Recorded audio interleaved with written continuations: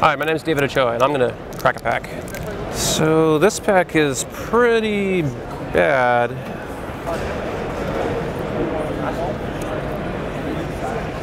You've got not very much that I would actually want to first pick out of this pack. So let's see. We're going to put all the bad cards at the top and then sort of move on from there.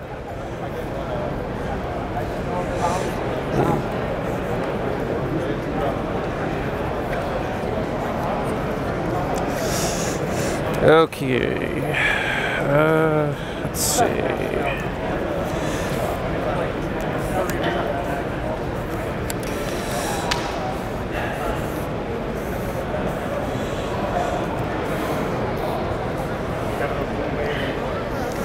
So this is about the relative tier level of cards that of the pack.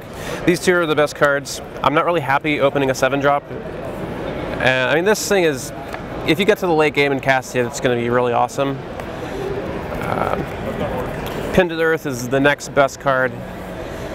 It's an okay removal spell. It's good if you're not really planning to attack on the ground, if you have a bunch of flyers, or you're playing a sort of slower controlling deck that's got some sort of overall bigger game plan to where you don't actually have to worry about killing your opponent. For example, if you're going to mill them, which isn't really the best strategy, although it is one. There's this guy, but if you're going to be taking a dragon, you might as well take this one because it's got such a bigger upside. This is colorless, so first pick you have a bit of value out of that, but I would generally not be very happy to play this guy, and so I would just hedge on with the spawn, because something like Pinned to the Earth you'll play and it'll be fine, but it's not going to have as much impact as this guy, and so I'd rather just take the card that's going to give me the most value.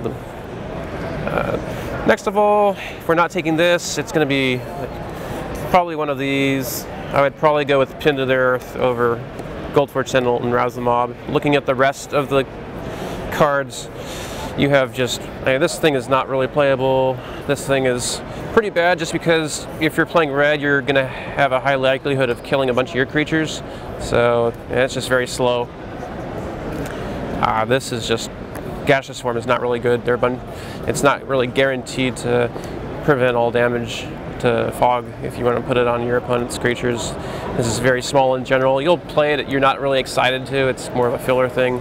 I don't really like font very often because I don't really like splashing. It's okay if you have Constellation, but it's something that you're looking to really pick up on the wheel once you have a better feel of what exactly your deck is trying to do. Phalanx Formation can be okay if you're playing with green creatures that are large. Otherwise, it's just not going to be nearly as impressive because you're likely to end up still trading some of your creatures. And then these are sort of filler cards. Oppressive Raise can be pretty good if you're in a very aggro deck. Basically, if you're forcing the opponent to tap out every turn, then this becomes like a pacifism almost. But I haven't really been too impressed with it. And so overall, this pack is just not very exciting. I would hope to never open this at a Pro Tour or just any event in general. But gotta stay with the dragons. That's my pick.